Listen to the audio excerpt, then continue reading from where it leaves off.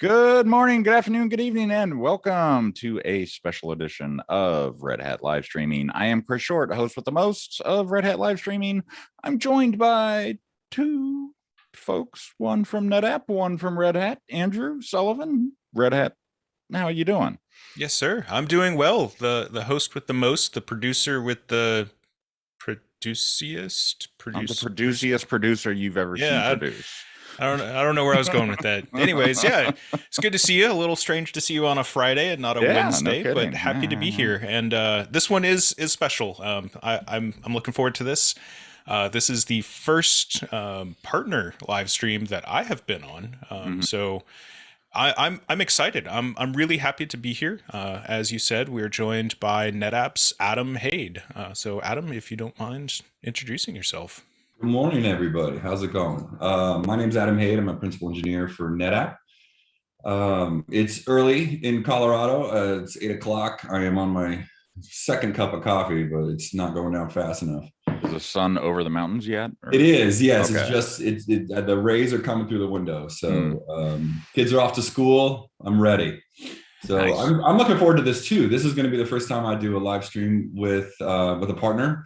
And I can't tell you how excited I am. I'm a little nervous. So let's see how this goes. It's all terrifying. We are incredibly intimidating, and the audience is they all brought their pitchforks and rocks to throw at us. So I'm Thanks sure. a lot, Andrew. I appreciate that. You know, it's only going live to the whole world. It's fine. That's it. All the No same break. time, you know. Yeah. So I have been, as some folks inside of Red Hat know, so one of my ancillary duties is to work with partners.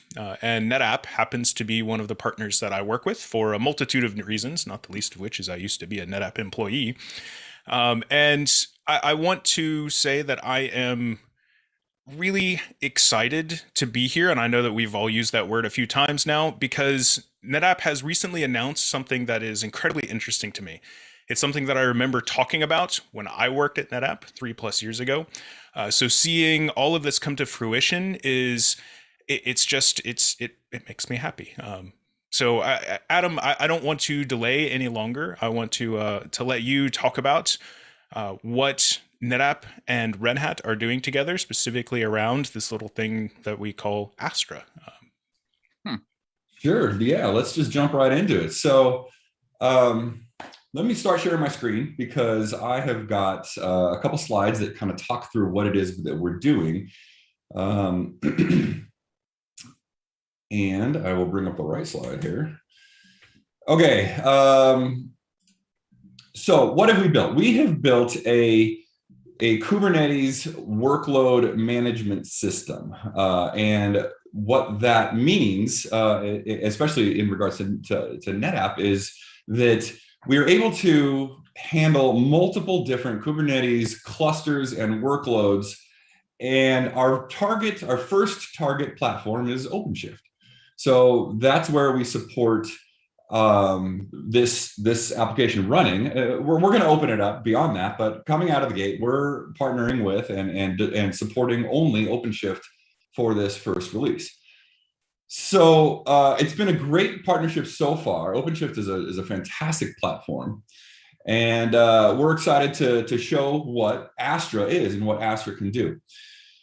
So I brought this slide to kind of talk through what the ecosystem of Astra is.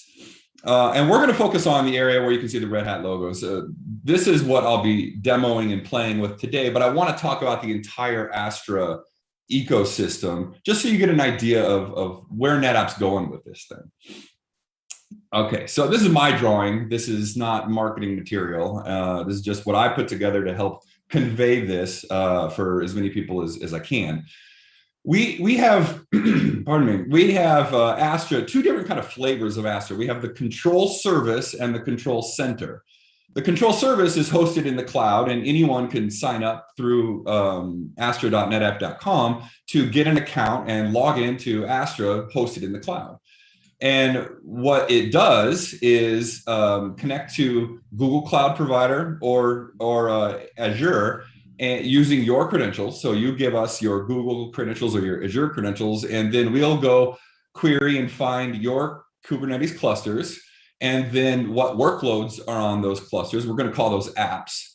And from there on, you can back up, you can restore, you can clone, you can hook up different storage backends. And for the most part, just watch your apps, watch what your workloads are doing. So where this becomes powerful is the ability to move those workloads from one cluster to another. So maybe you need to put it in a different environment, a different geographical place. You need to just create a backup for for safety's sake, and because you might be rolling out an upgrade and you want to have a way to get back. So what Astra does is it manages your application and data at the exact same point in time, takes a snapshot or a backup of that, and then can move that around based on what you're hooked up to. So that's the control service. The control center is the exact same thing, but it's in your location. It's in a customer, on a customer's prem. And like I said in the beginning, we're only supporting OpenShift right now. We definitely have plans to open that up. And we have verified it works on some other platforms, but our support right now is for OpenShift versions 4.6 and above. So Adam, I want to pause you there, and I want to take a kind of a step back and a step up of, so at the portfolio level, at the NetApp level, what problem are we trying to solve? And I think too, where does or how does NetApp and OpenShift fit together? And I'll answer that second one first. So I'm working off of the assumption here that we have some maybe OpenShift folks who are new to NetApp that are watching the stream, or the inverse, right? NetApp folks that are watching the stream for the first time and not familiar with OpenShift. So OpenShift is Red Hat's Kubernetes distribution. Right. Our goal is to provide a single platform, OpenShift, that can be deployed across many different locations. So whether that's on-prem to, physical servers, bare metal servers, to vSphere, to Red Hat virtualization, to OpenStack, whether it's to hyperscalers, AWS, Azure, Google, and a myriad of other places. So our goal with OpenShift is to have a common Kubernetes platform with a common set of services across all of those, and then have that value add of not just Kubernetes, but all of the things that make OpenShift. So kind of end-to-end platform lifecycle management for things like installation, updates, all of the administrator and developer tools, right? The administrator console and developer console and code ready workspaces and all of that other stuff. Chris, I think you posted in the link there to go over to so to learn more about that there for you. Yeah. And Adam, please correct me if I'm wrong. Tell me if I need to stick my foot in my mouth. So from the NetApp side, what we're talking about is providing, as you can imagine if you're familiar with NetApp, right, persistent storage into those containerized workloads running inside of OpenShift.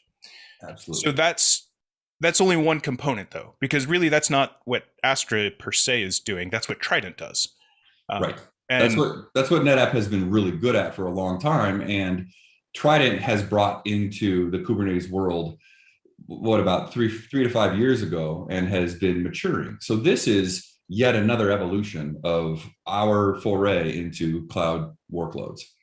Yeah, exactly. So Trident was originally introduced several years ago as a way of, hey, I have some NetApp storage.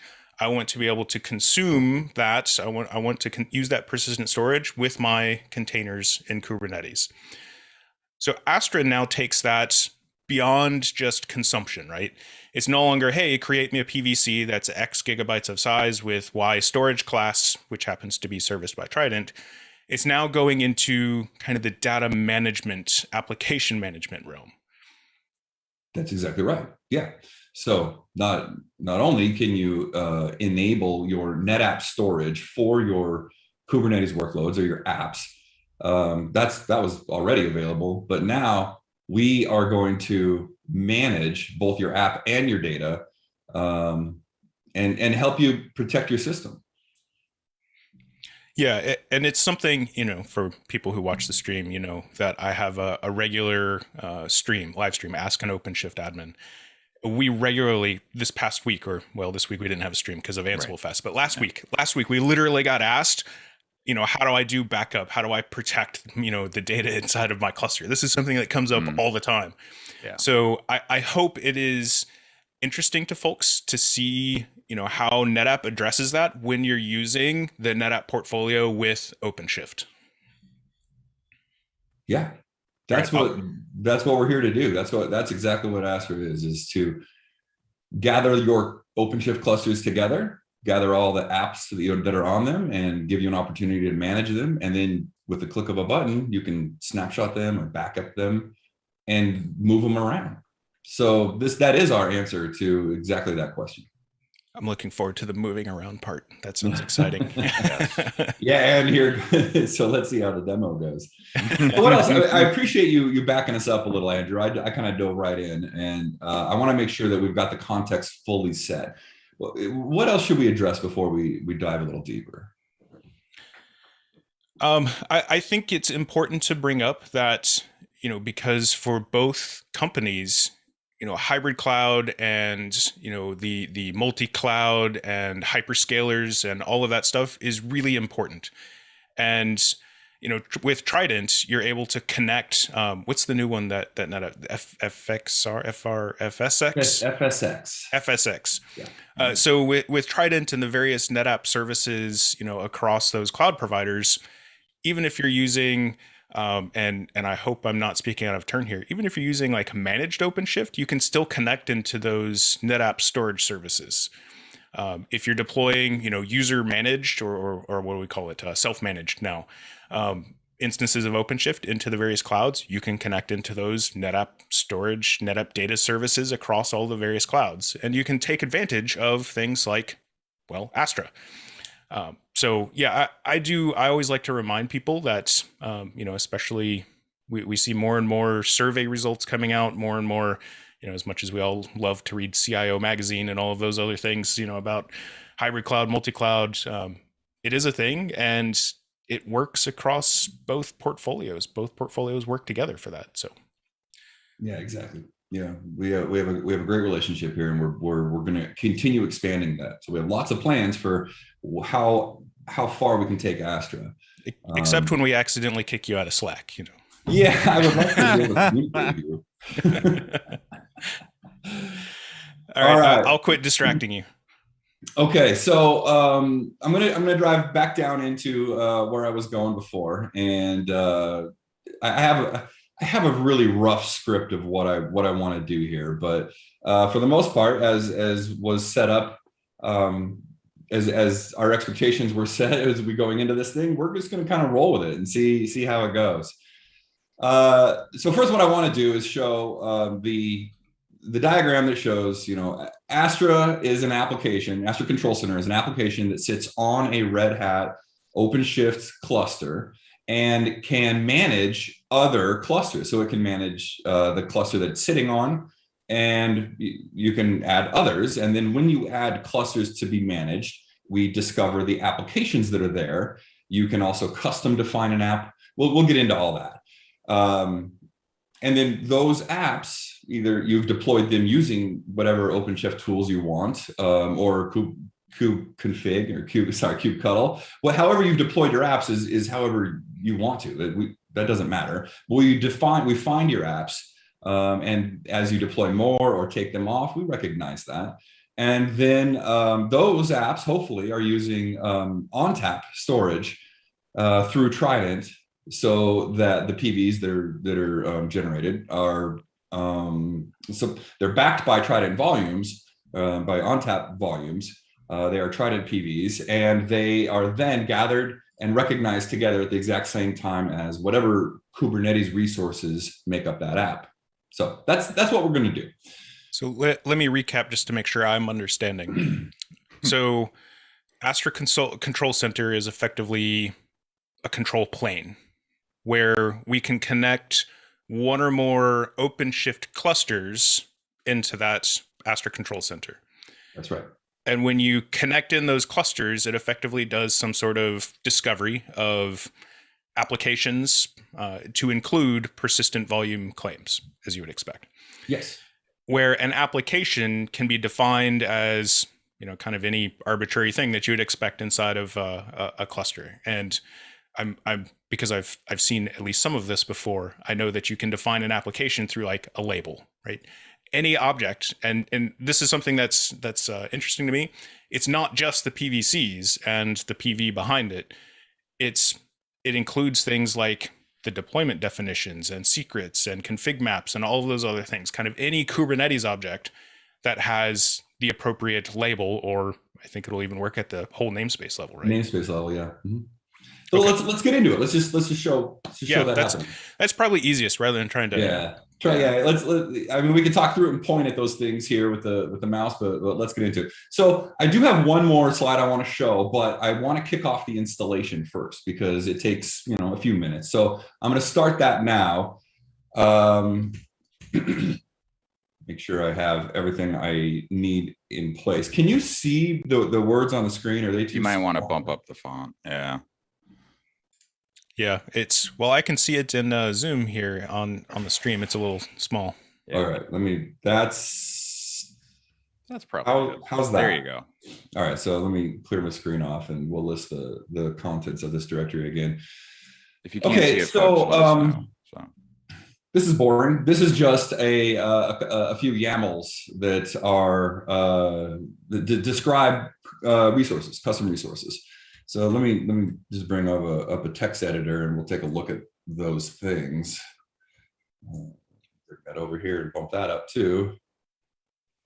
So, how much where'd the mouse go? There we go. Okay, so this is our resource document for an Astra Control Center. It's pretty simple.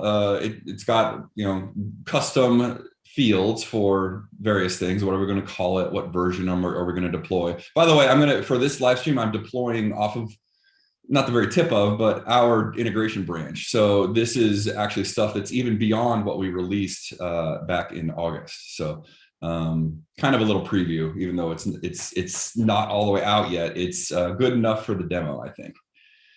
We're going to tell it that we want it to be a specific URL. So I have this set up in my hosts file, my internal DNS routing, so that I can route this URL directly to the IP address that it's going to install on. And some other junk here. Where are the images? So when you get Astra, you get a tarball of images, and you need to take those images and load them into your registry. That's because we know that customers who are installing Astra Control Center are bringing them on-prem and usually have some kind of scanning requirements, some kind of security requirements for images that are about to be launched on-prem. We hope to eventually be able to host these images so that you can just click a button and pull them down. We have the capability now, but product direction is every customer is going to want to bring them on-prem and install them. So I've already done that for this demo, but we have to point to that registry so that we can launch it into our internal area. Now, are we working on an operator for all of this? We have an operator, so that's the next thing we're going to show. Hey. That's I know that's this. I see that there's a CRD, right? So I know there's a controller at least, but I don't know if there's. Right. Most of us in the OpenShift side, we think of operators, we think of operator hub. Yeah. So being able to go into that, very nice catalog interface and click and say, deploy me in Astra. Mm-hmm. Yes, and actually we're making quite a bit of progress in getting our operator onto your hub. So we don't have it there yet. We have probably people watching right now who are working on getting that operator into your hub so that they can deploy it right into their OpenShift, their cluster, and then do the things that are necessary to launch the ACC using that operator. So the good news is this process that we'll show, you might not have to actually do here in the not too distant future. You'll be able to just go in to operator hub and deploy it. Exactly. Yes. So we have a CRD for this describes Astra Control Center, and this is a big long document of this is what the operator puts in. So instead of going through all of that, let's just launch it. So I have these I've called them apply because I want to apply these files. I'm going to apply the operator first. Let me make sure I'm on the right cluster here. Okay, so I have two clusters, OpenShift 010 and 014. I should have done sexier naming, but that's what I have. And we're going to launch Astra Control Center into 010. So let's first launch the operator, which is something hopefully you would do using Operator Hub. And it's as easy as apply this file, which is what Operator Hub would eventually do. Still get some warning about throttling from the Kubernetes API. Anyway, so that's done. So what did that do? Let's go over, take a look. I have these two tabs here. This one is 010 and this second one is 014. So 010 just deployed this namespace, NetApp 8. It's too small, isn't it? I was going to say, I'm going to pause you for a second to make that a little Yeah. bigger. You can hopefully it's a little bigger now. You can click the hamburger up in the upper left to get rid of that side menu. Get rid of some of that stuff. There you go. All right, so it deployed this operator, and there is nothing really in it other than one pod. It's got a pod in it, and that pod has this container, which is just listening for, should I deploy an Astra or not? And we haven't applied the CRD yet, so it's not doing anything yet. So that's that. Switch back here. Let's clear the screen, list out my stuff again. And then the next thing I'll do is now I can apply the actual, I call it min because it's a minified version of the ACC CRD. And then I'm going to tell it which namespace I want it to I have to create the namespace. OC create namespace NetApp ACC. So first thing to do, get that namespace created, get the security context created for that, and then let's apply the CRD and make sure that it's going to go into the NetApp ACC namespace. So ready, go. And all of this is, if you've used CRDs before, and operators, this is pretty standard, right? Of the first thing that we deployed was the operator, which is really the controller behind the custom resource definition. And for lack of a better term, the automation that implements that CRD instance. So now what you just did was say, hey, go create a new instance of the application, which triggers the operator, that controller automation, to then go and deploy whatever objects make up an Astra Control Center instance. Yeah, go do stuff. Okay. So that's what it's doing. The operator, if I were to watch the logs here, I have two controllers. The manager is the one doing all the work here. Is doing lots of things. This log stream is just going to flow because it's installing everything. A better way to look at it is to switch to the NetApp ACC namespace and watch pods. We're not going to watch this the entire time because I do want to show the microservices architecture diagram. But what is happening is the operator is launching these pods. And so it starts with a Helm pod, because all of our charts are Helm charts. Everything is going to launch. All these microservices are launched using Helm. So we get all of our Helm charts just to be servable into the namespace. And then we start launching the framework, the bottom layer of the framework. So Influx, Loki, Nats, Consul. Let's take a look at the microservices architecture so that you can see, the pictures of these things that are launching right now. It's funny to me how much the Marvel universe seems to be affecting things. Like we've got Thanos for the metrics aggregator. We've got Loki. We've got. You know what? I'll give a little preview of my switch this place here of my demo. But one of the things I was going to do is put images of Marvel characters into a blog and then destroy them. So yeah, I can't get that any bigger. I'm sharing my. Oh man. Maybe I could do it here. There we go. I can sort of do it here. Okay. I will zoom in on this as I talk about things. There are two large boxes here, they outlined in this dark gray, and the largest one is ACC. I'll drive into it, and the smaller one is a managed cluster. So what services are we going to deploy into the cluster that hosts ACC, or the managed cluster that we chose to manage? So this is a list of both of those environments put together. And let's just start over here on the left-hand side of ACC. So I'm calling this the 21Q2 Astra Control services diagram, because this is what we released in August in our Q2. So over here on the left-hand side, we launched persistence layer, Vault, MongoDB, Influx, Loki. Those are where we store, those are the things that are stateful. And then we have platform, a core platform of services. So the ability to have features turned on and off with feature flags and settings, credential activity. So credential service, which is interacting with Vault, which is where we store and encrypt usernames and passwords and kubeconfigs and things like that. We have an activity microservice, which is just keeping track of things that are happening in ACC. We have some metrics. This gets kind of complicated, but for the most part, all of our managed clusters and apps are sending metrics and logs into our system. And we're gathering that here and keeping it for 7 days. We are also sending it to our hosted service, Cloud Insights. That's down here. And this makes a little bit more sense.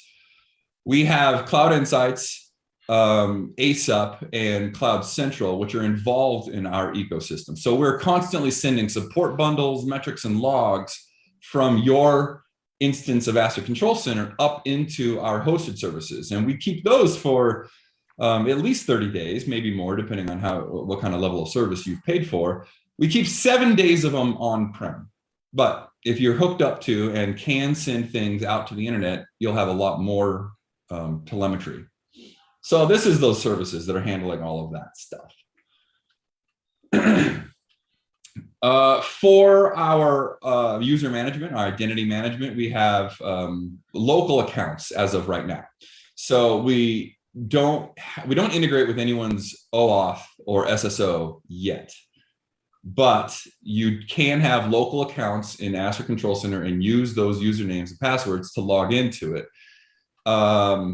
We disconnected that from Cloud Central because we need to be able to support air-gapped sites. So our first release was local authentication. I can see you have a question here. No, I was thinking back to the auto support stuff of all of that data all makes a lot of sense, and it really helps the Cloud Insights side of things. Cloud Insights is not something I'm terrible familiar with. I mostly see it during keynotes and stuff like that. But the amount of information you can get and intelligence you can get out of that is really impressive. But no, the authentication stuff, it makes sense. Supporting disconnected installs, which is, of course, we have quite a few, disconnected OpenShift installs, as you would expect. No, all of that makes sense. It doesn't. I have a question about that. We definitely are growing into more capabilities, but right out of the gate, we needed to make sure that we support air-gapped sites and local installation, people who are concerned with just this local situation. So our authentication and account management, while growing, is still simple, and you have your own accounts, you log in. So there's some support services that handle gathering the bundles and sending them up to ASAP. There's some licensing services that handle making sure your license is valid and what features are enabled because of that. Then we get into the real, the meat of what Astra does, and that's app data management. So we have Nautilus is basically our core service. That's the one that is, once you bring a cluster on to be managed, Nautilus is the thing that hooks up the watches. It talks to the Kubernetes API of those clusters, and that's where all of the discovery happens. The reason it's surrounded by what's called composite compute or cloud extension is because we are going to a variety of different clouds. We're either going to GCP or AKS. We're going to Red Hat, we're going to OpenShift, we're going to local installations. We've tested it out with Rancher. So we have various different clouds or Kubernetes worlds that we need to talk to. And so we have a abstraction layer for that. So the Nautilus just does its job, but it can talk to any flavor of Kubernetes. We then have the same thing for volumes. So we go and find your volume information, and then Nautilus uses those to gather data and application stuff, and then it maintains it inside Nautilus. And then we have buckets. I'll explain buckets here in a minute. And storage provider or storage backend. So who's the backend?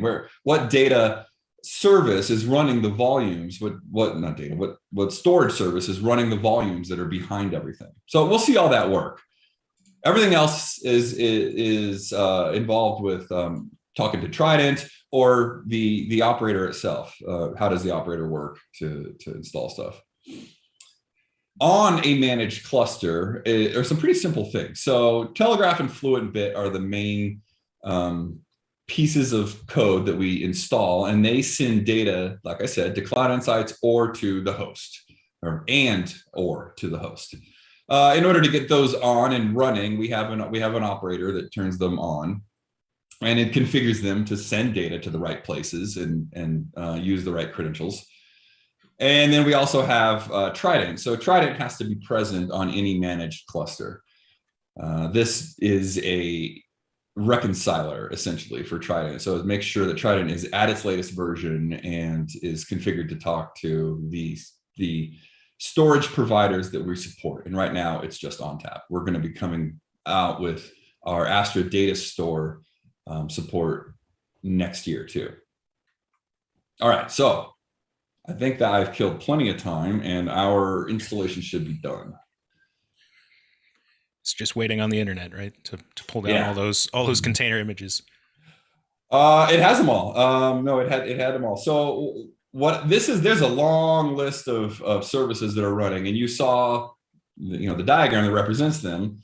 So this is all of them. I should scroll a little slower. What I look for is traffic. Traffic is the last thing that we install. It's the ingress. So after everything is up and running, then we open up the ingress and we're ready to go.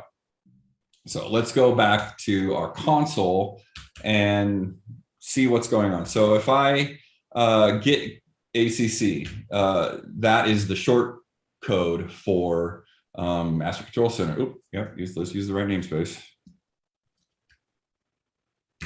So there is one. Cool, that's nice. Let's see, in order to learn if it's deployed yet, let's pull out the YAML for it, and we can look in the status and see that it is currently deployed.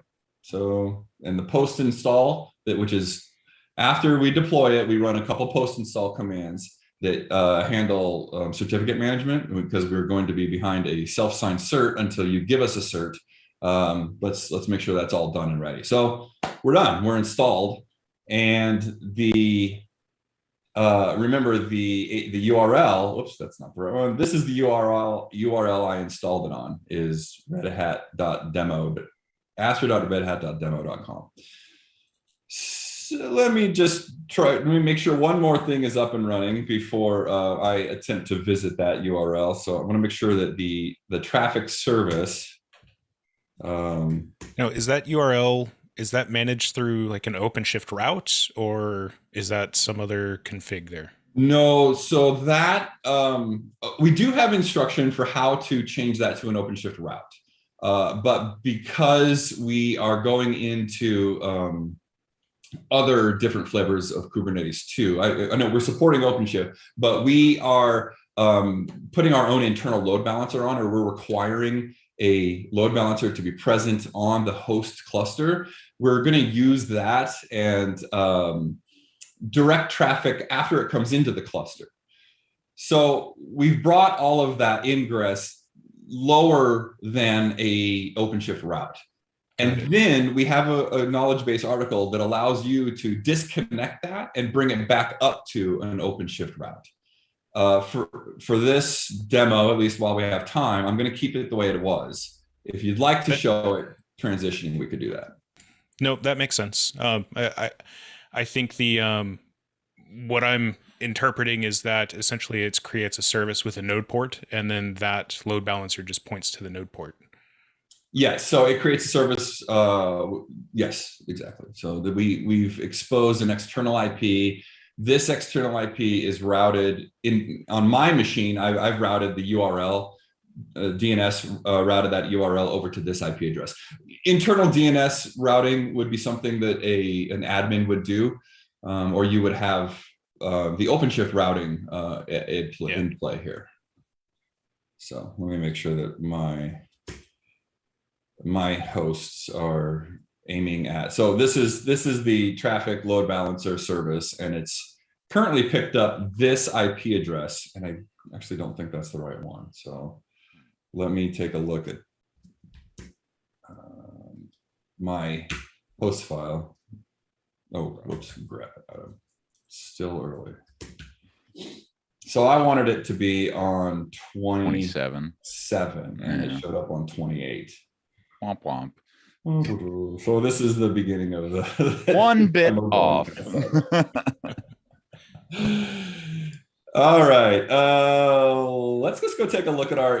So what we use is MetalLB load balancer here. Let's go take a look at that system. Oh, I need my hamburger back so I can go see the config map.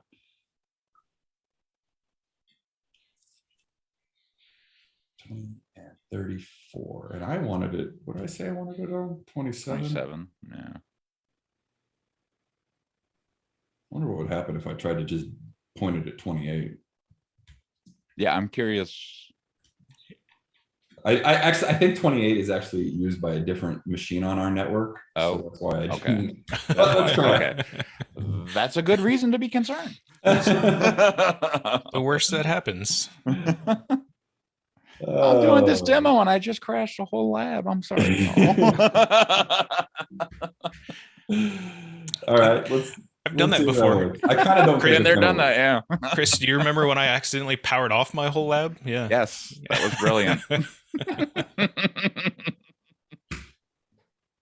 Oh, it's serving. Oh, let's see. If wow. Okay, what is it serving though? Yeah. All Okay. right. Oh, all right. serve it. Wow. Holy cow. I hope there's not some machine that's going to interfere with this. You know, that part of the lab's working at least now. Yeah. Okay. So the part that is important here is I deployed this. Remember, this is our CRD here. I deployed it with an email of admin.astra.netapp.io. So that's the login. So let me make this bigger. Thank you. Sorry. And the password, the first password is the UID, although you have to pre-pinned it with, I don't think I can show it. Let me do it in the text editor here.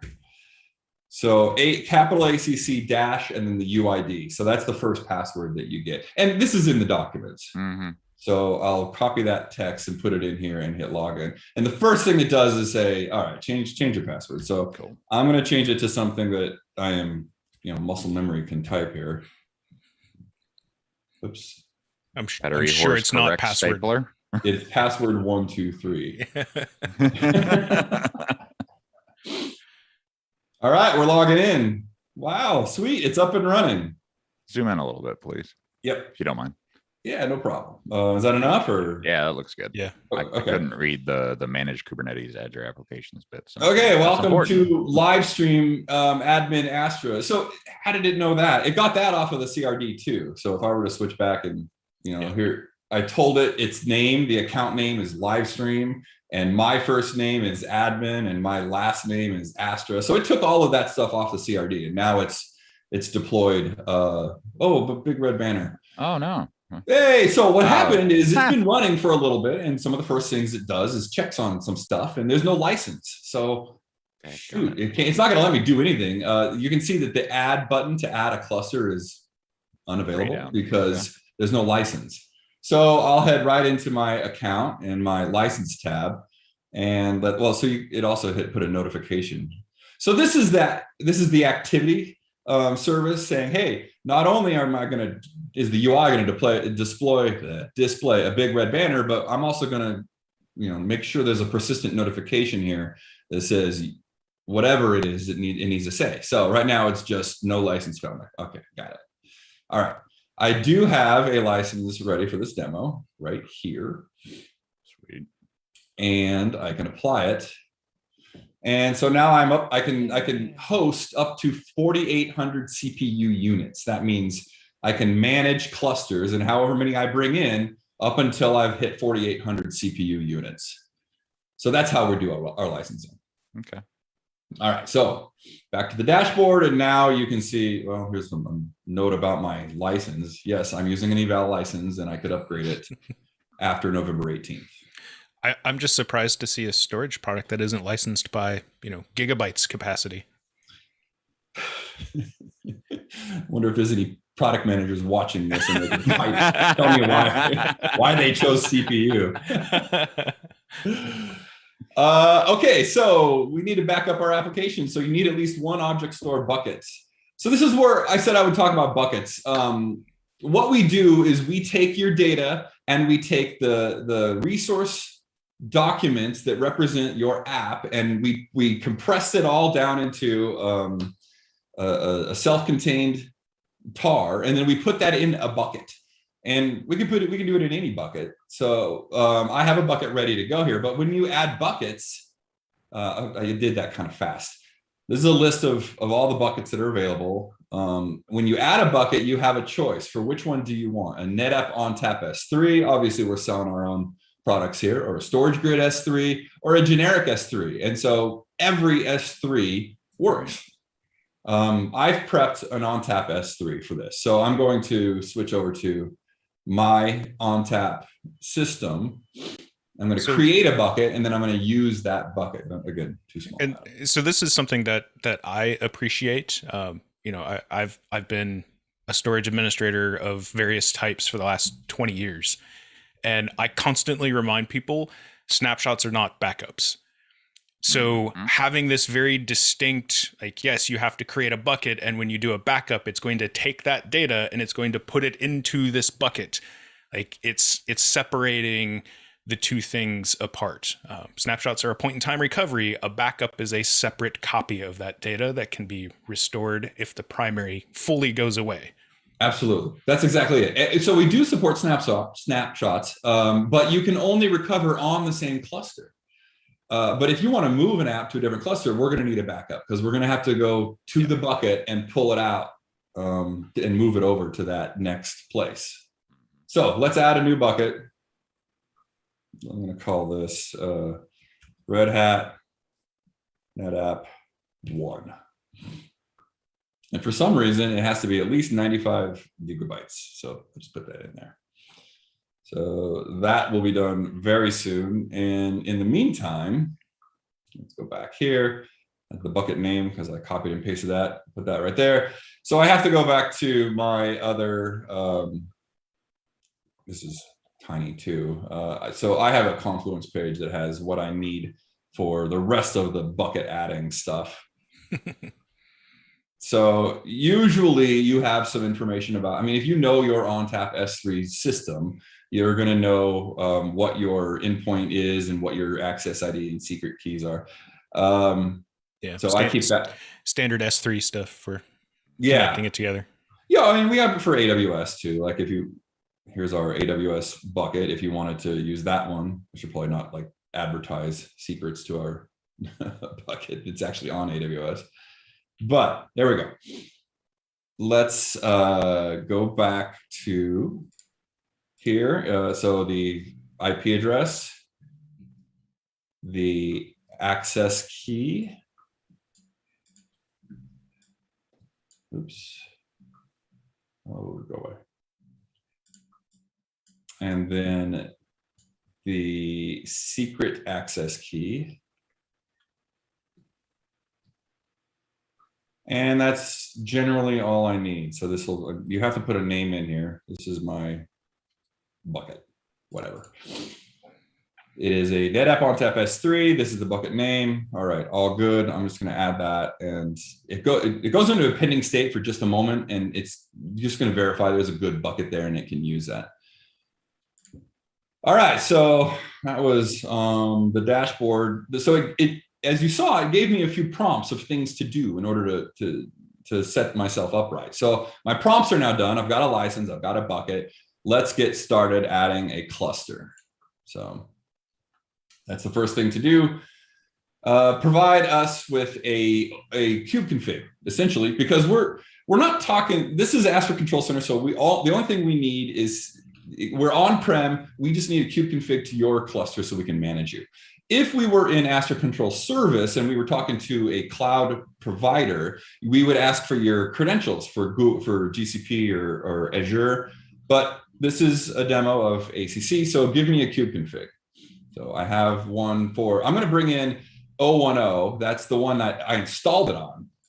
I installed ACC on. So let's manage that cluster. And then let's also manage one other cluster. So the first thing it does is it says, let's pick what your default storage provider is going to be. So what it's doing right now is it's querying, using that kube config to query the cluster. It's the Kubernetes cluster. And it's loading the storage classes. So I only have one on there. It's an ONTAP Gold, using the Trident storage provider, and it's eligible, so that's good enough.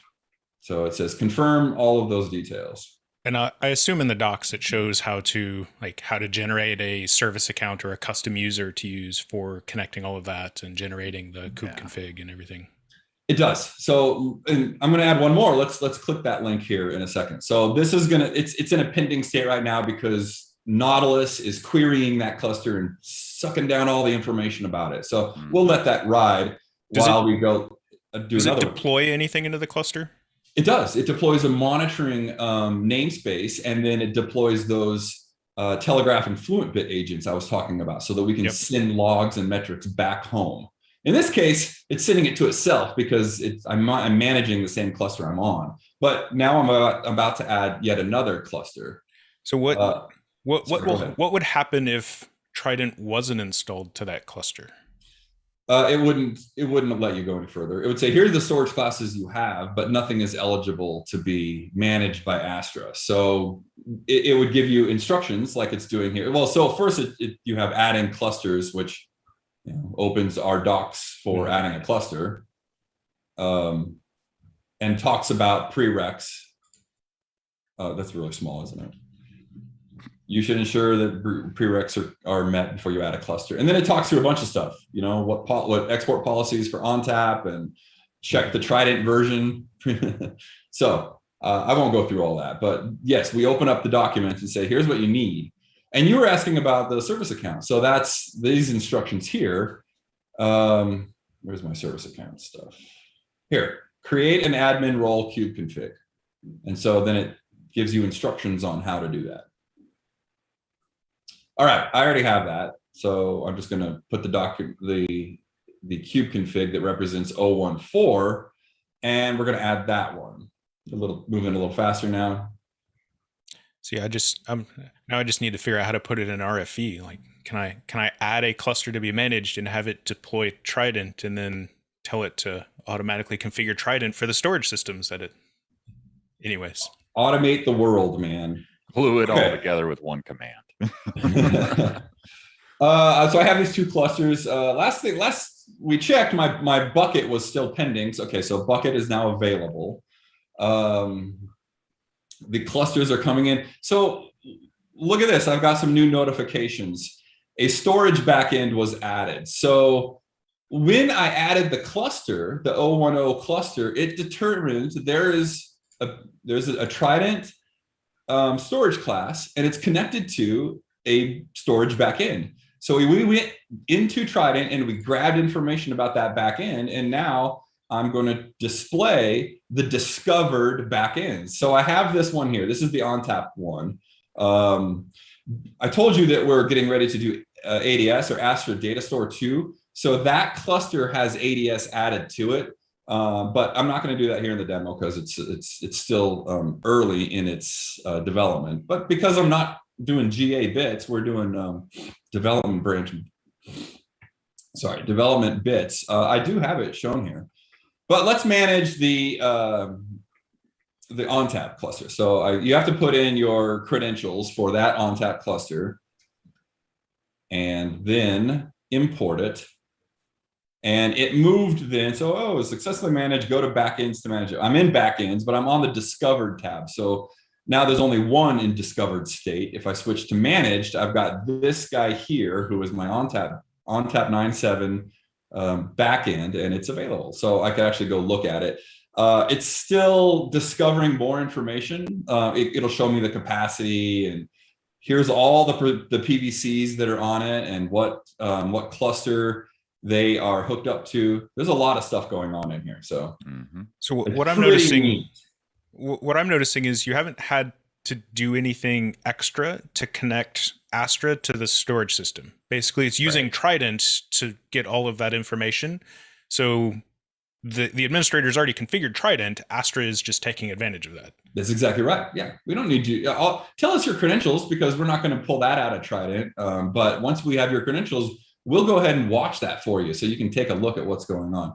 I'll come back and see this if we have time, so you can see some of the graphs that get drawn about it. But for now, let's switch to the applications view. So one more time. The clusters that I'm managing are 0.10 and 0.14.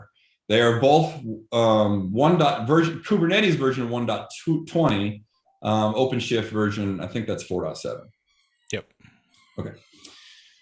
So then I switch to the applications view, and I have a discovered tab, and it's discovered 46 things. So it's not displaying all of that. Here's what I want to do. I have a WordPress website. This is for the demo. I pre-deployed just the very vanilla WordPress website that I could using Helm onto my 0.14 cluster, and it is not managed yet. So let's manage it so that we can get into it and start considering it a workload I care about. These other workloads are well, here's the operator. Right now, we're not managing ourselves. We're not managing any OpenShift namespaces. Go ahead. By default, these applications are namespaces. Like it says, I see one to 6 entries, but there's discovered is 45. Okay, because I was thinking it'll just grab all of the namespaces and turn those into apps, but which is sort of true. Yeah, we're also hiding a lot of stuff, a lot of system level namespaces. So let's just, what's in here? So if I open up NetApp ACC, all of these, I told you, they're Helm repo, they're Helm apps. So they're in the NetApp ACC namespace, but they're a different Helm label. And so it gives you an opportunity to manage individual things like that. So the top level is namespace. You can add a label inside a namespace or outside a namespace, and that would be considered an app. So it tries to predict some things for you, but you could also define your own. You could say, which cluster? Let's pick this one. Let's pick any namespace. I don't think I have anything in default. Oh, I do have some stuff in default. I wonder what's in there. And then, or you could, select a label. Or type a label. So, I don't want to manage anything in Cube System. Please don't. We discourage that on this channel. Yeah. So here, I picked the NetApp ACC namespace, and I could type out a label, and it would narrow this down to deployments that have labels that match that. So right now, everything is selected or is not, sorry, these are selected, these are unselected. Anyway, I could start defining custom custom applications based on a label. And that's important. It's a single label at this point.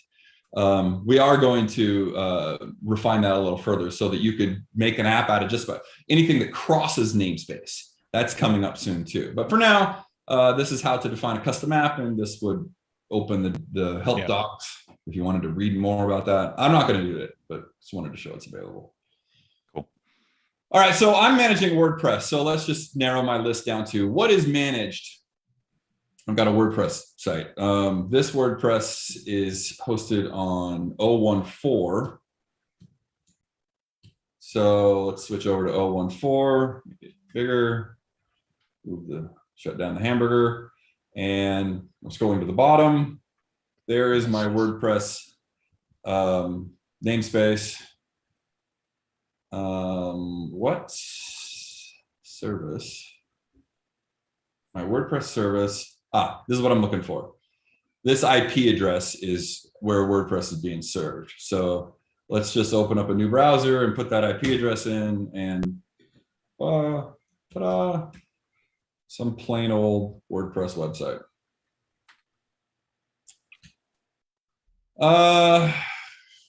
It's been a while since I installed WordPress. Glad to see it looks exactly the same. It does. So let's go to whatever that hello world post is. Let's edit it. Yeah, WordPress got so fancy. Like, I don't care. But let's add something. Let's insert something after. You can always paste those AWS credentials back in. Yeah, let's put the AWS S3 bucket credentials in there. No, that's dangerous. Let's Iron Man. There you Iron Man images. There we go. Copy that image. Go back. Oops. My Zoom thing is in the way. Oh yeah, the little share screen box. There we go. Update. We put a picture of Iron Man in our blog. Post is updated. So let's go back and take a look at it. I have to open. So I have to go into the post. There it is. There we go. Iron Man. That's really huge. All right. There's my thing. Okay. So let's go back to Astra and let's back this guy up.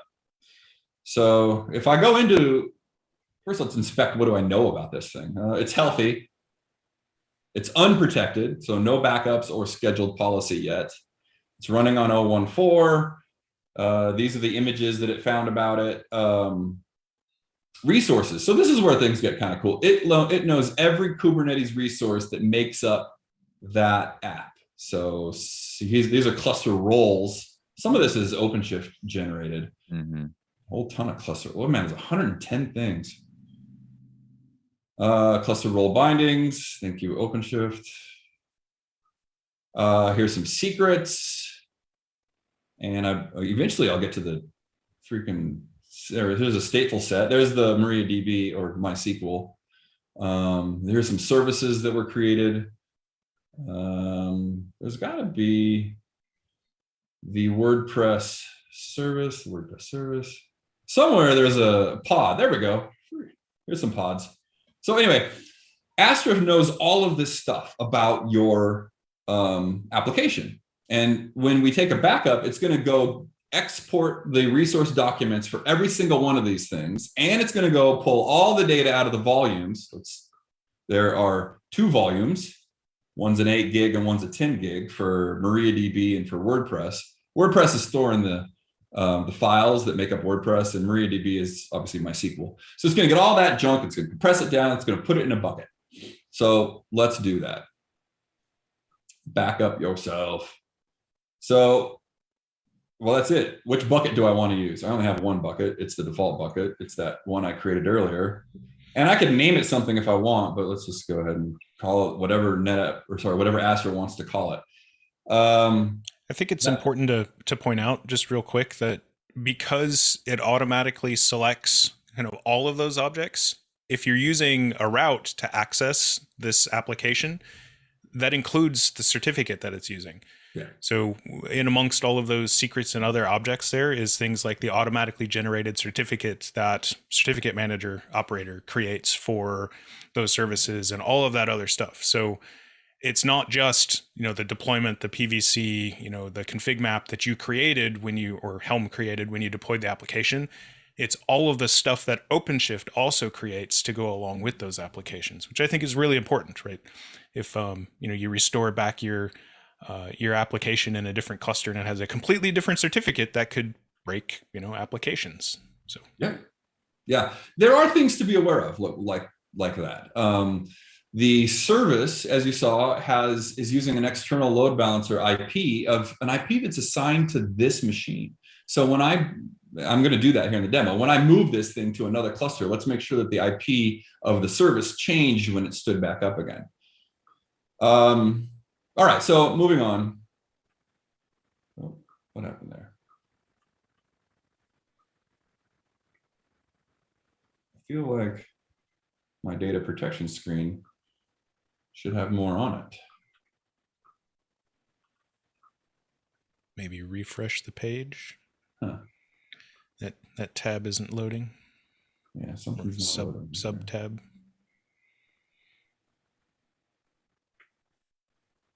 Oh boy. This data protection screen, again, I'm running off the development branch.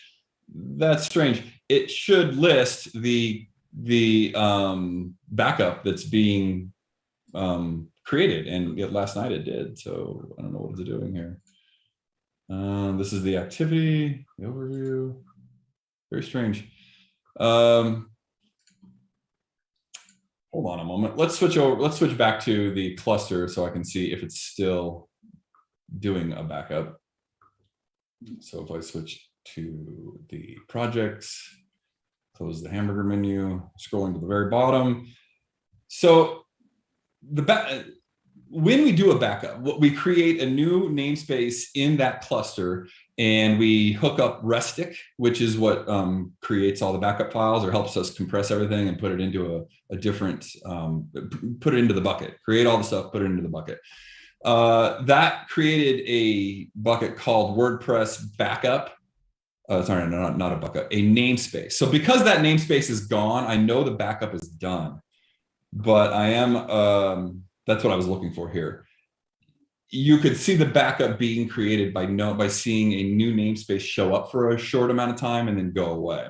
So it's done because we talked through that amount of time, but I'm concerned that I'm not seeing it.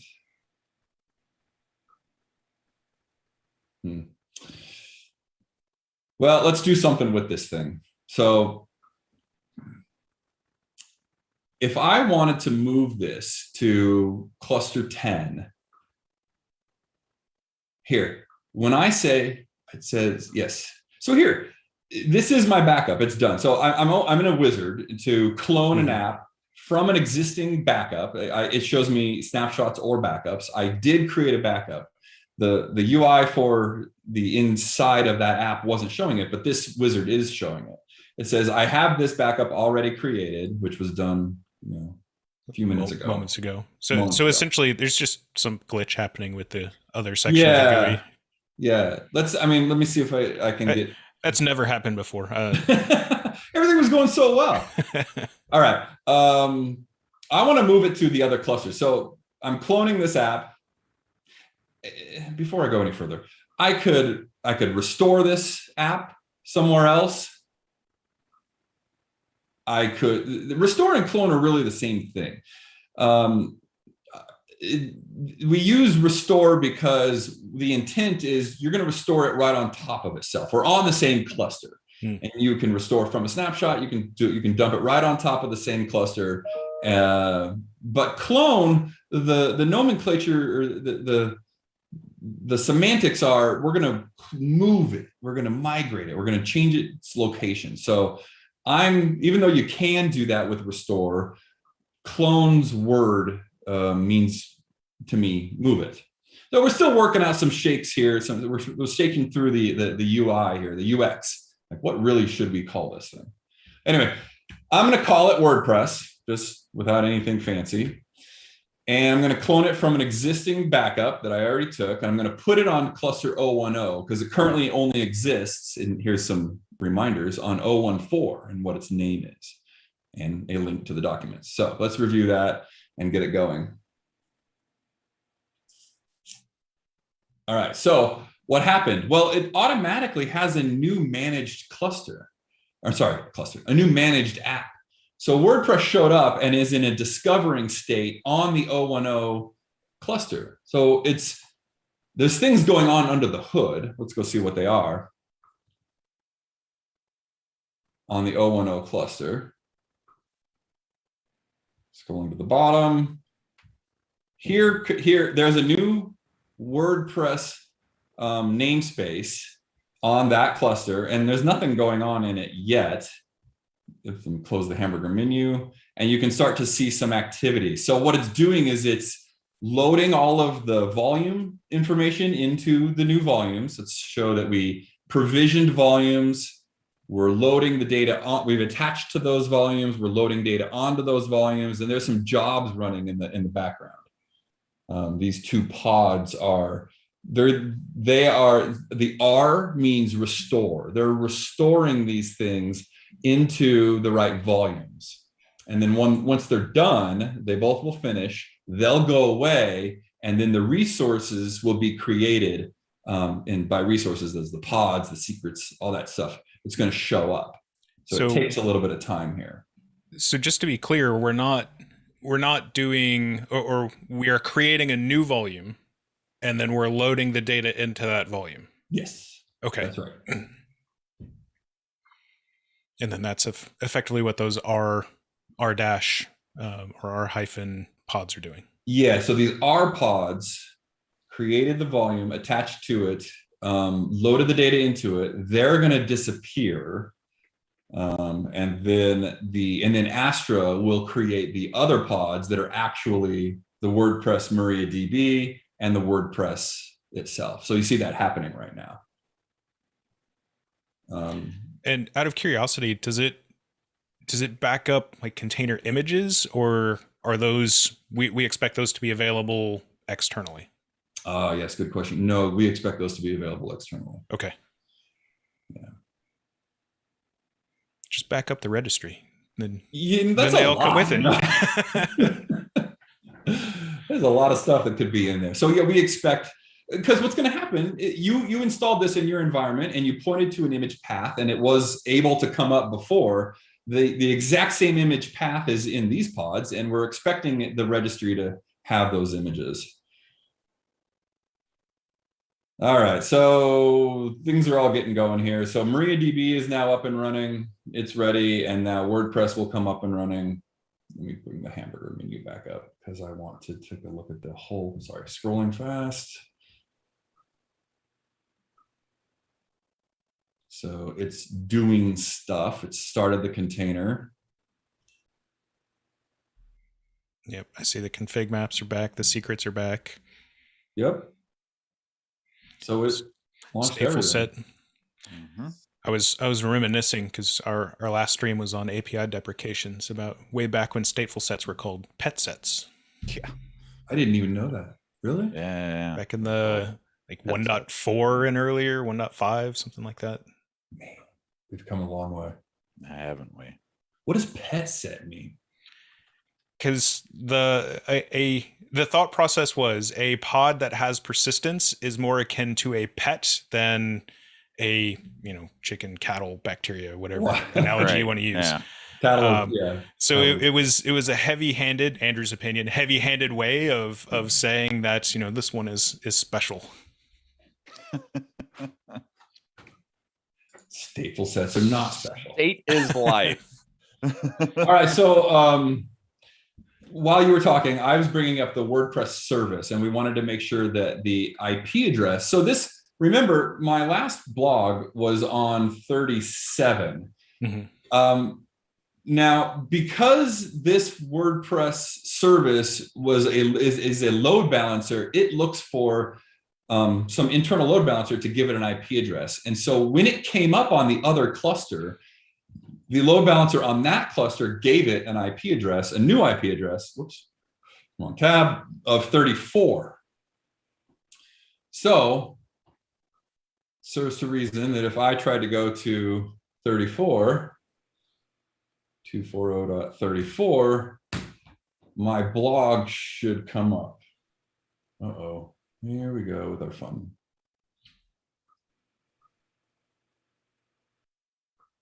So what's going on here? I wonder if WordPress is all the way up yet. Ooh, good point. Because it does take a little bit of time. Yeah. Where are thine pods? Logs. Yeah. It's All right. Well, so something's going on with my 34 web. Oh. All right. Let's troubleshoot that. But before we troubleshoot that, I'm looking at. Sorry, I'm looking at the old one. This is 37. I shouldn't have switched to that screen. Still waiting for 34 to come up. I'm just going to shut that off so it's not distracting. And I'll figure that out here in a minute. But what I do want to show is that this WordPress app that's on geez, I really should have named that something so that I could. So because the only difference here is this 4 and this 0. Yeah. Anyway, you can see it's a little newer. It's discovered a little bit more recently. It's not protected because we've taken no backups of it. It's on the cluster I moved it to. So let's go take a look. This data protection screen still isn't coming up. So I'm a little bummed about that. But let's go. If we look at all the resources, there are 122 entries of resources here that it loaded. It created for us on the OpenShift cluster it moved it to. The storage has 2 PVCs. They are, ONTAP Gold, 8 gigs and 10 gigs. So it basically, it cloned the whole thing. It just moved everything over and now here it is. So Adam, is there a way to do effectively, manage this application protection, backup process through an API? Oh, absolutely. Yeah. Okay, cool. You're distracting me a little bit, but this is really fun. Oh, by the way, I went to my account. I'm using 48 CPU units because it knows those 2 clusters have, they each have 24 CPUs. So if you go to your profile in this upper right-hand corner, there's an API access link. You click that, it's got this is the API documentation, which is a Swagger doc. Mm-hmm. And that loads our entire API for you to play with. You can just click it and start trying it out right now, but you're not authorized. So in order to authorize the Swagger to work, you would generate a token. It wants to call it tan pasta. That's weird. Or broken rhubarb, whatever. I'm going to copy this and close it, and it'll tell me I've got this API token. It'll never show me that again. So I copied it into my clipboard. And then I can go here and click authorize and paste that in. And now I can use my Swagger doc to discover the API. And obviously you can. Yeah, and what I'm curious about here is essentially as an app admin, as an app team, can I avoid the GUI entirely, either for OpenShift or Astra? And what you're saying is yes, absolutely. Yes, absolutely. You can deploy an application, you can protect an application, you can restore an application, and you can do it all from, all programmatically using whatever tools you're already using today. Yeah, absolutely. That's the point. So I'm going to call for all the apps. What apps does Astra know about in this account? Account is just the tenant. You only have one in ACC. And here it says, it's showing me everything that it thinks is an app. Remember, I haven't custom defined anything. And there's IDs if I wanted to go learn more about each one. Let me see if there's anything managed. Going really fast. Probably should have. There's a ton. You saw how many things it thought was an app. No, I think we get the premise. I just wanted to check and make sure that, or check and see if it's possible, to do all of that.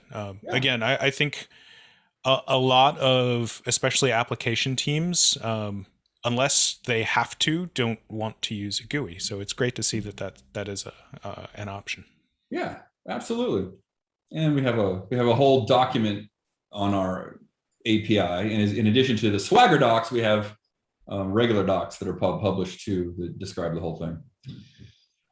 What was I doing? Looking at apps. This one's not protected. I wonder if what is going on with my 34? What could be going on here? Are the first 3 octets right in that IP address?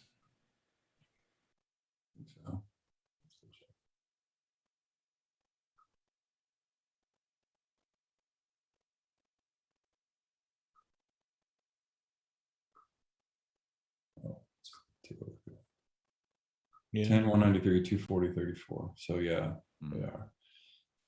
All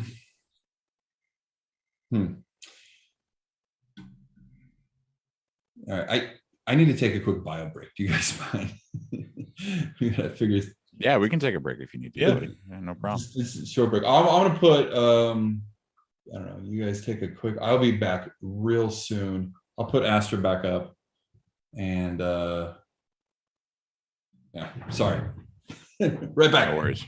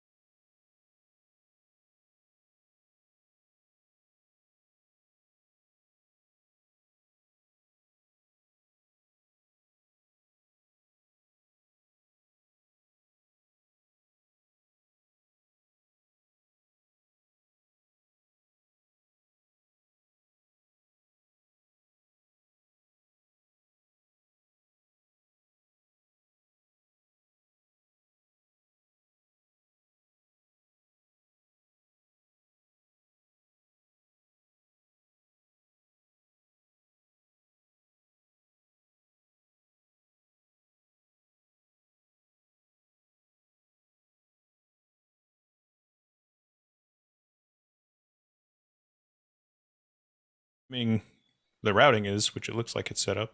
That should work. Hey, let's do it rodeo style. Let's figure out if that works. Actually, WordPress might object depending on the WordPress deployment. Like, oh no, you're coming from the wrong route. I'm going to redirect you or the wrong URL. But yeah, well, there's no URL associated with it, is there? well, there's got to be some kind of. So this is the one. This is the first one that's running on this. Yeah. Well, something inside of WordPress is like, I would think is providing the URL.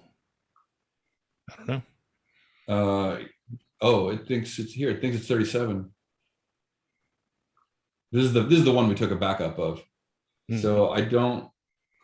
Well, what's creating a route only takes a second. So what's the worst that happens? Yeah, let's see what happens here. All right, so create a route on 14. No, 14 was where we started. We moved it to 10, and we want to be in the WordPress project. So no routes found. All right, you guys talk me through it. So just hit the create route button, and then call it whatever you want. My route.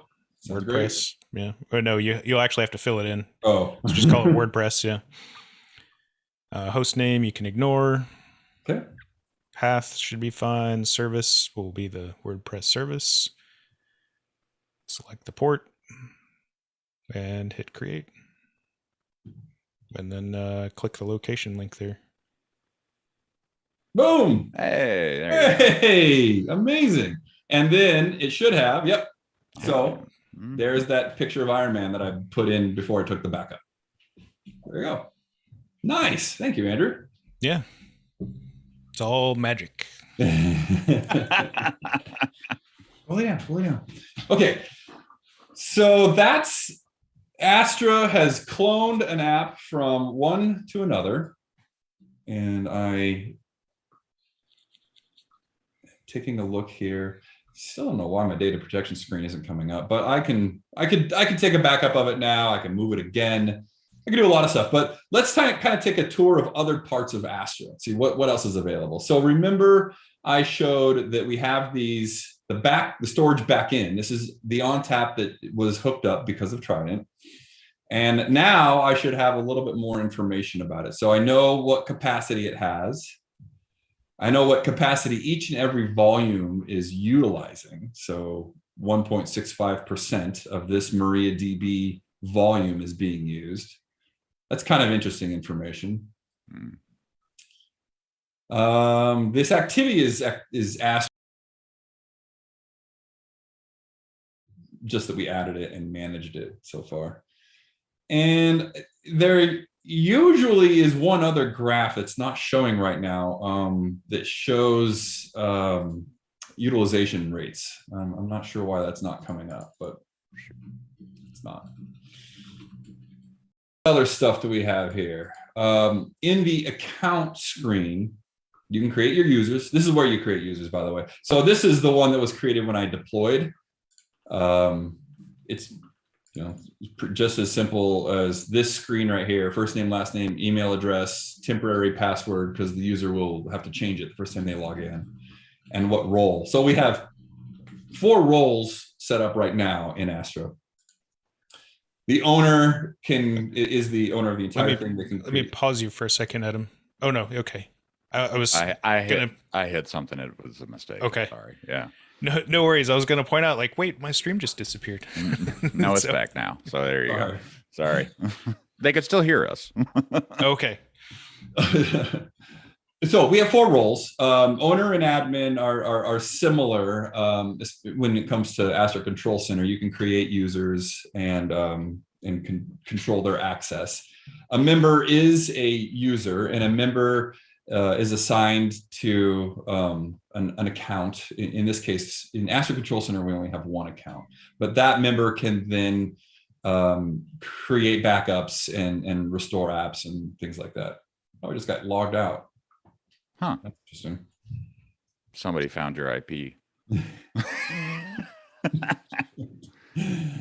Astro.netapp.io, and then I believe that's the password I set it to. Yeah. All right, where was I? I was creating a user. Anyway, or viewer. A viewer is just someone who can, navigate around in here, but they can't create backups or restore apps or anything like that. Credentials is just a display of things we know about here, our world here. So we have a username and password to access the ONTAP backend. Remember, I typed that in, so it stored it. We have the kube configs for the 010 and the 014 clusters. And you can do some stuff with those. Like some of them, you can't remove this credential unless you unmanage the cluster. But this one, you could remove. I don't know why you'd want to. It's just a username and password that's used for the storage backend. Mm-hmm. But we intend to expand the capabilities here. So anything that is secure, it's the data is actually stored in Vault and it's encrypted. But here we show you a list of those things so that you can see what is in play. Notifications is anything that has been going on here, and those are also available in this little pop-up right here, and mark them as red. Mark them as red in this notifications area. This is the license. We already took a look at this, and here's a real interesting one. So connections. We're going to be adding more UI cards to this as more functionality comes, but here's what's available now. A proxy. So remember, we said we're going to ship ASUP bundles and metrics and logs up to Cloud Insights. Well, if you have a proxy that we have to go through to exit your intranet, you can connect that in right here, put the server name, the port, and then if you need authentication to do that so that telemetry works.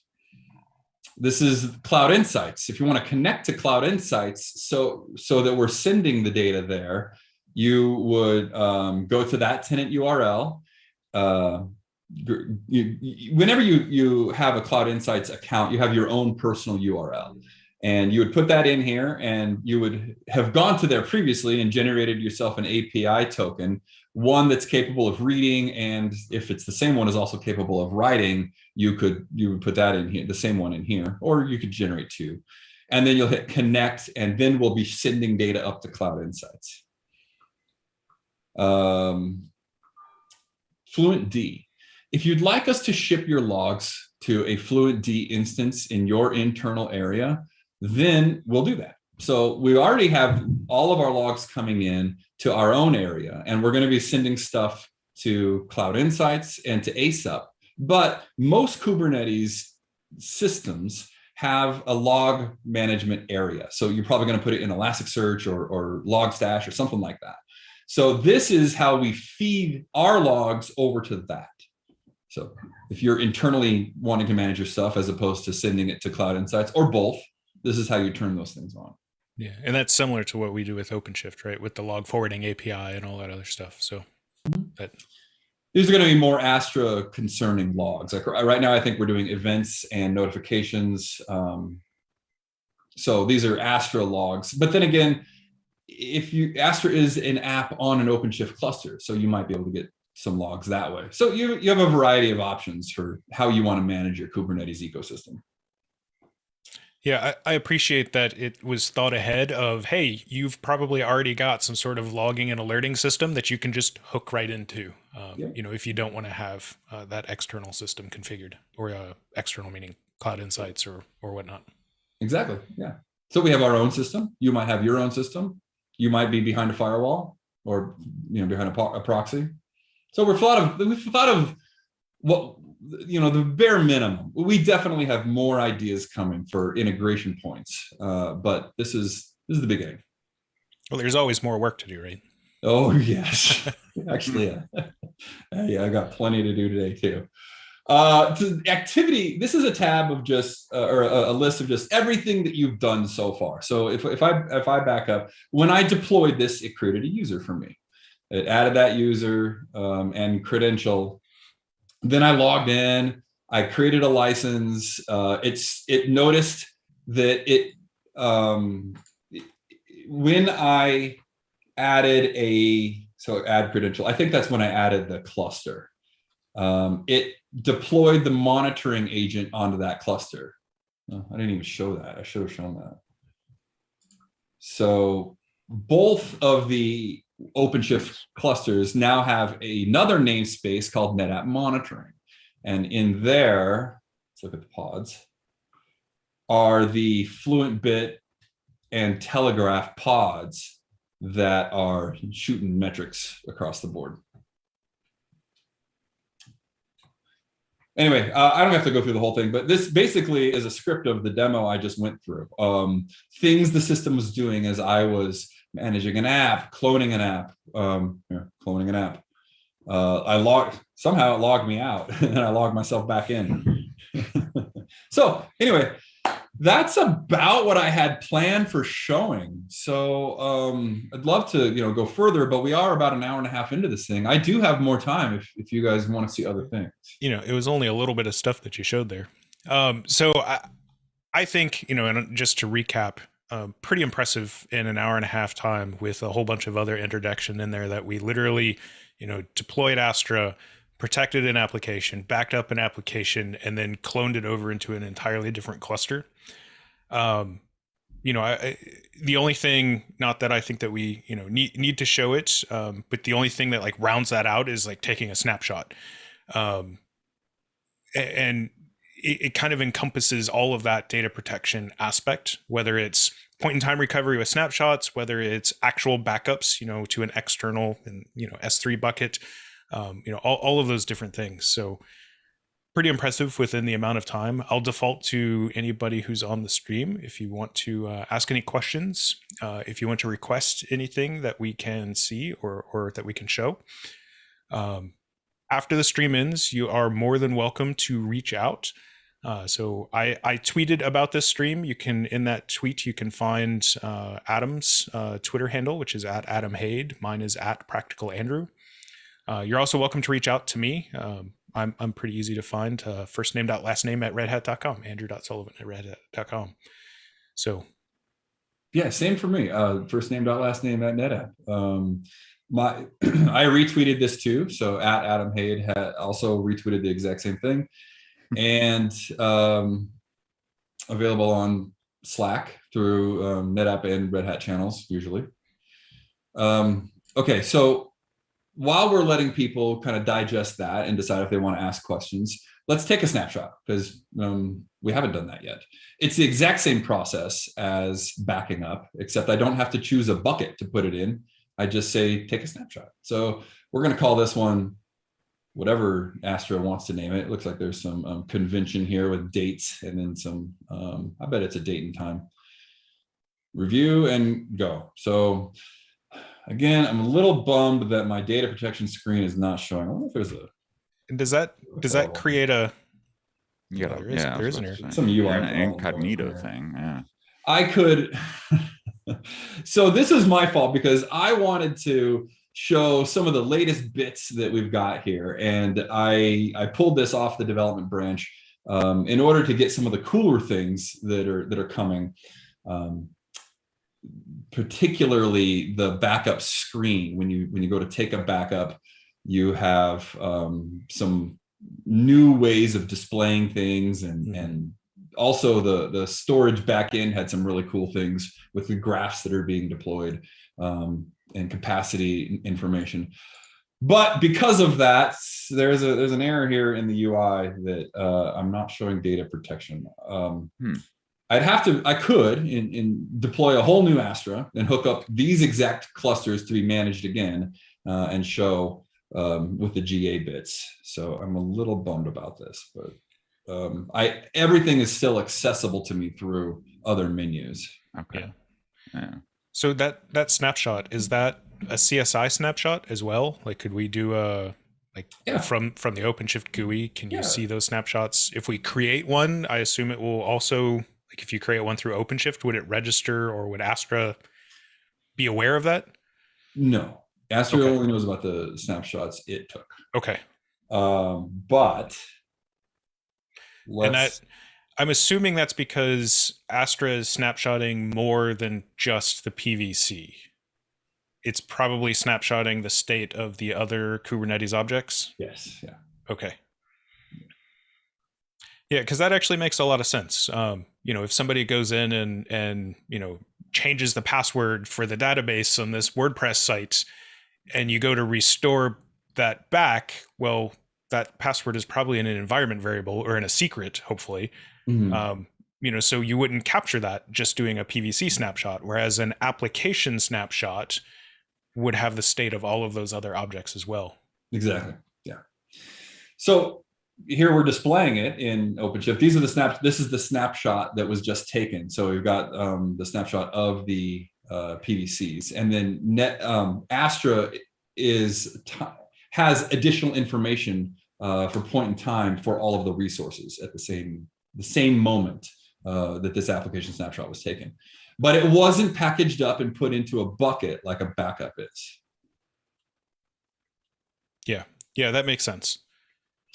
So this is on 010. This was the restored version of the WordPress blog, and then I took a snapshot of it. The original is still over on 014, and there should be snapshots there because, like I said, a backup is a snapshot that's been then compressed and moved out to a bucket. And so there should be snapshots on, oh, nope, it was moved.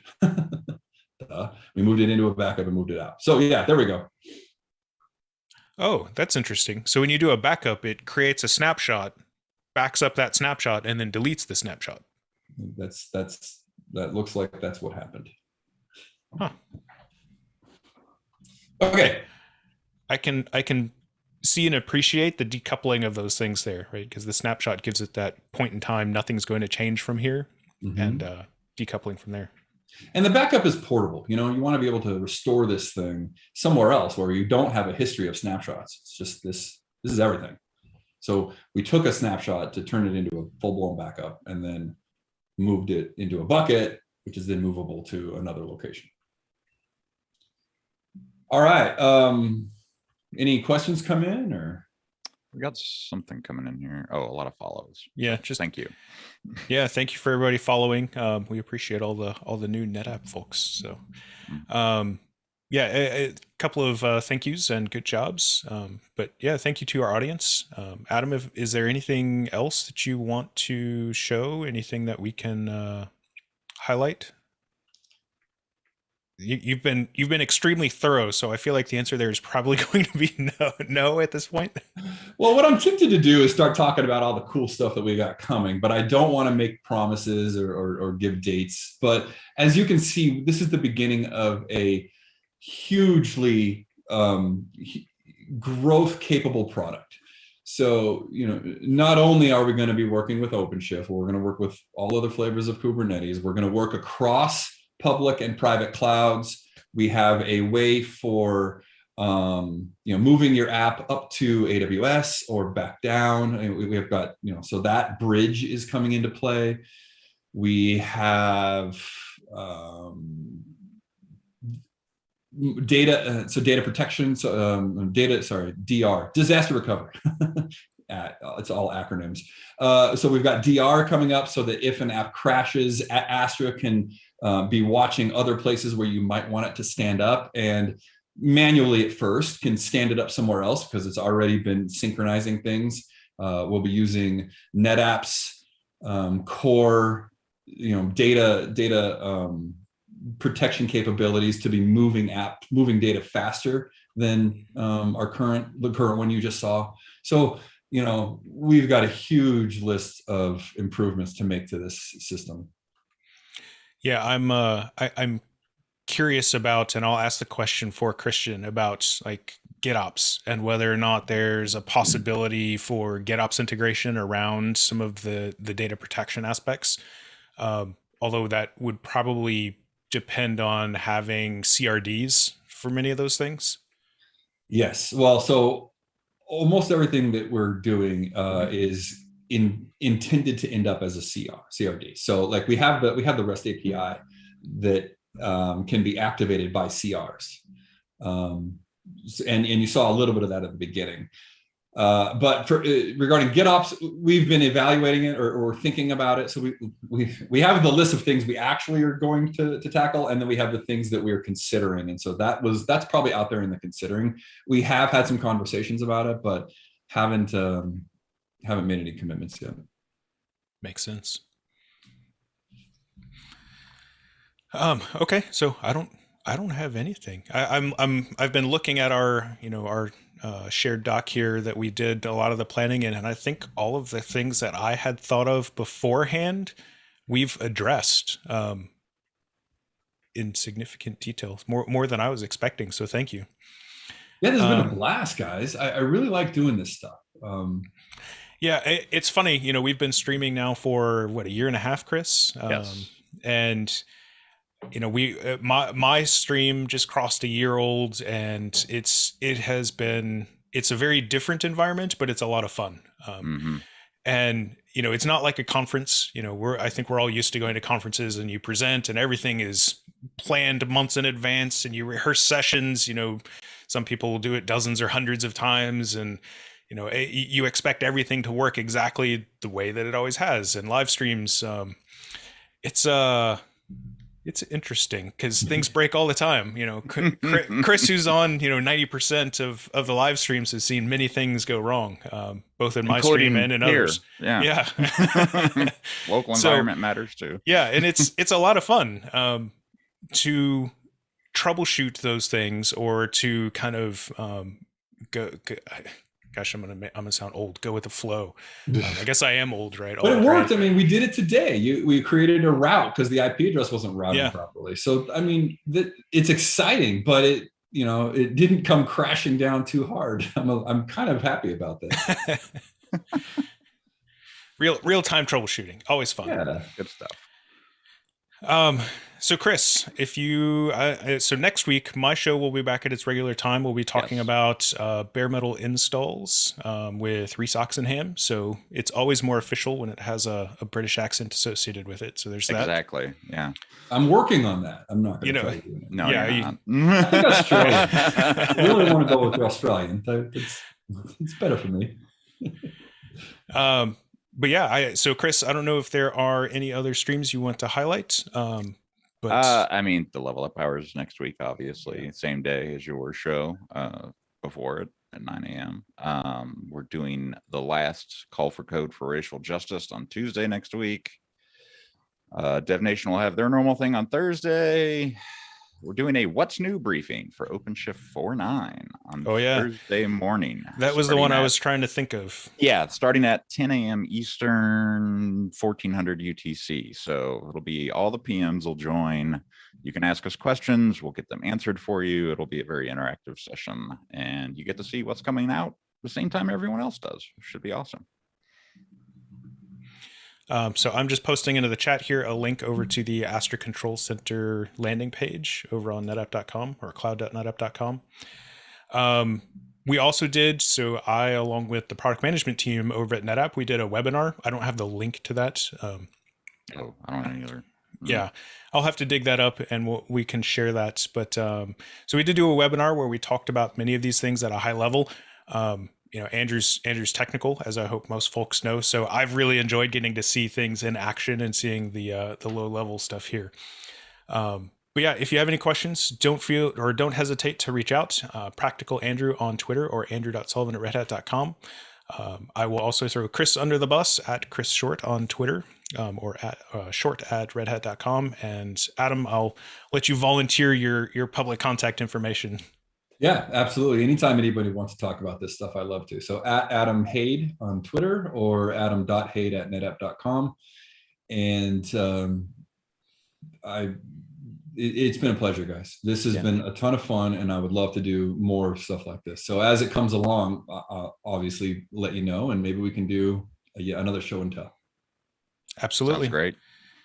All right. Well, thank you very much to our viewers. I hope you have a great rest of your day, a great weekend. Hope for those who don't have to work or continue working over the weekend. If not, stay safe out there, everybody. All right. See you Have a soon. good day.